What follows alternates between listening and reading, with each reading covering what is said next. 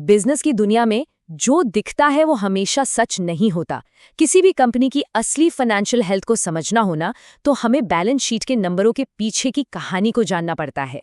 आज हम एक ऐसे ही कमाल के कॉन्सेप्ट को समझेंगे जो इस कहानी को समझने में हमारी मदद करता है, मूल्यह्रास यानी कि डिप्रिसिएशन। तो चलिए देखते हैं कि आज हम क्या क्या कवर करने वाले हैं।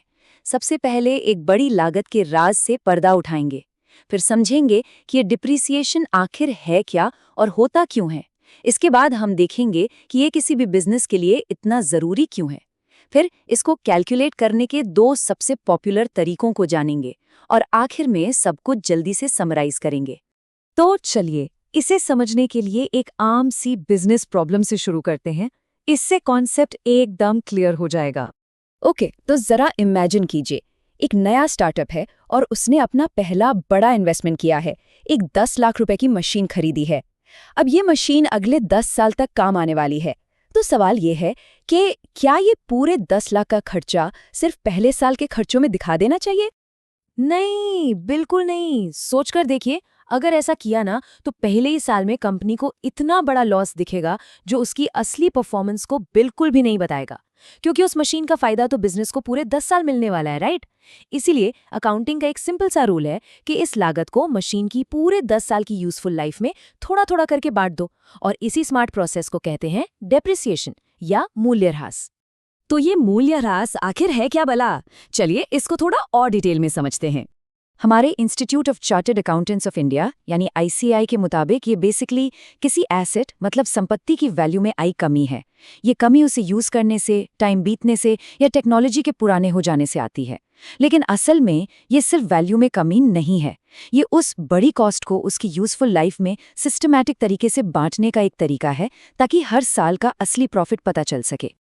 लेकिन एक बेसिक सा सवाल उठता है, आखिर किसी मशीन, गाड़ी या कंप्यूटर जैसे एसेट्स की वैल्यू टाइम के साथ कम होती ही क्यों है? इसके पीछे कई इंटरेस्टिंग कारण हैं। सबसे कॉमन है वेयर एंड टेयर यानी क्षय एवं घिसावट, मतलब लगातार इस्तेमाल से होने वाली टूट फूट। दूसरा है पैसेज ऑफ टाइम, कुछ चीजें तो रखे रखे भी पुरानी हो जाती हैं। फिर आता है ऑब्सोलेसेंस यानी अप्राचलन, जब कोई नई टेक्नोलॉजी पुरानी को बेकार कर दे। सोचिए ना, स्मार्टफोन के आने से कीपैड वाले फोन का क्या हुआ? एग्जैक्टली वही। इसके अलावा पेटेंट या लीज जैसे लीगल राइट्स का खत्म होना या फिर बदकिस्मती से कोई एक्सीडेंट हो जाना, ये सब भी वजह हो सकती हैं। ओके, ये सब तो ठीक है, लेकिन सबसे दिलचस्प बात ये है कि इस घटती हुई वैल्यू का हिसाब किताब रखना किसी भी बिजनेस के लिए इतना ज्यादा जरूरी क्यों है? Why does it matter so much? इसके 4 बड़े कारण हैं। नंबर 1, सही प्रॉफिट या लॉस निकालने के लिए। सोच के देखिए, अगर डेप्रिसिएशन ना हो तो एक कंपनी जो नई फैक्ट्री लगाएगी वो तो पहले साल में ही भारी घाटे में दिखेगी, जो कि सच नहीं है। नंबर 2, कंपनी की true and fair financial position दिखाने के लिए। इससे बैलेंस शीट में एसेट्स की वैल्यू बढ़ी चढ़ी नहीं बल्कि असली कीमत के आसपास दिखती है। नंबर 3, टैक्स बचाने के लिए। जी हाँ, डेप्रिसिएशन को एक वैलिड बिजनेस एक्सपेंस माना जाता है जिससे टैक्सेबल प्रॉफिट कम हो जाता है। और number 4, legal compliance. Companies act जैसे कानूनों के लिए यह जरूरी है। चलिए अब आगे बढ़ते हैं और देखते हैं कि अकाउंटेंट्स इस अमाउंट को असल में कैलकुलेट कैसे करते हैं। वैसे तो कई तरीके हैं, लेकिन 2 सबसे मेन हैं।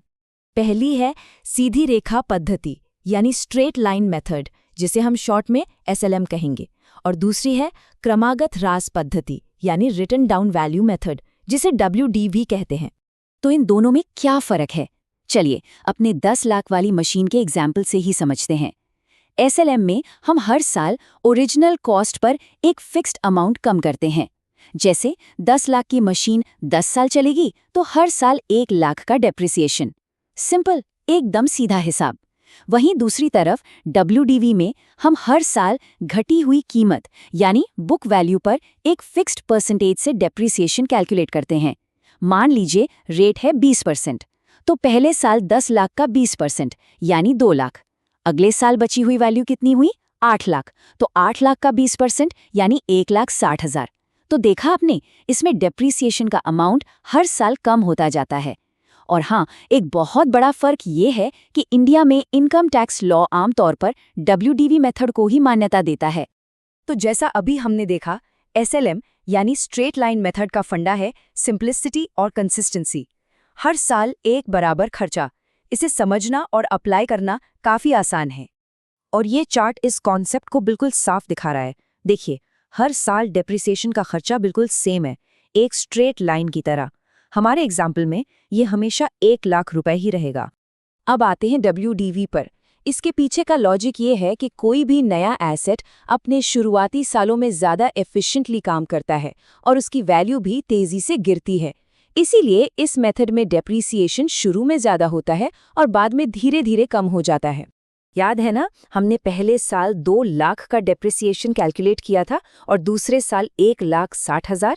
ये ग्राफ बिल्कुल वही कहानी बता रहा है।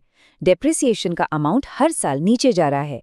ये तरीका उन एसेट्स के लिए ज़्यादा लॉजिकल माना जाता है जिनका रिपेयर का खर्चा टाइम के साथ बढ़ता है, क्योंकि शुरू में हाई डेप्रिसिएशन और बाद में हाई रिपेयर, तो टोटल खर्चा बैलेंस हो जाता है। तो इस पूरी डिस्कशन से मेन टेकअवेज क्या हैं? क्या चीज़ें हैं जो हमें याद रखनी चाहिए? चलिए एक क्विक रीकैप करते हैं। डेप्रिसिएशन या ह्रास क्या है? किसी एसेट की कॉस्ट को उसकी यूजफुल लाइफ में बांटने का प्रोसेस। ये होता क्यों है? वियर एंड टियर, टेक्नोलॉजी का पुराना होना और टाइम बीतने की वजह से। ये ज़रूरी क्यों है? सही प्रॉफिट निकालने और बिजनेस की सच्ची फाइनेंशियल पोजीशन दिखाने के लिए। और इसके 2 मेन मेथड्स कौन से हैं? SLM और WDV, जो कॉस्ट को अलग अलग तरीके से एलोकेट करते हैं। तो अगली बार जब भी किसी कंपनी की फाइनेंशियल रिपोर्ट देखे ना, तो सिर्फ प्रॉफिट के फिगर पर मत रुक जाइएगा। एक सवाल जरूर पूछिएगा, इस कंपनी के एसेट्स की असली वैल्यू क्या है? याद रखिए, डेप्रिसिएशन सिर्फ एक अकाउंटिंग एंट्री नहीं है, ये किसी बिजनेस की कहानी को, उसकी असल सच्चाई को समझने का एक जरिया है।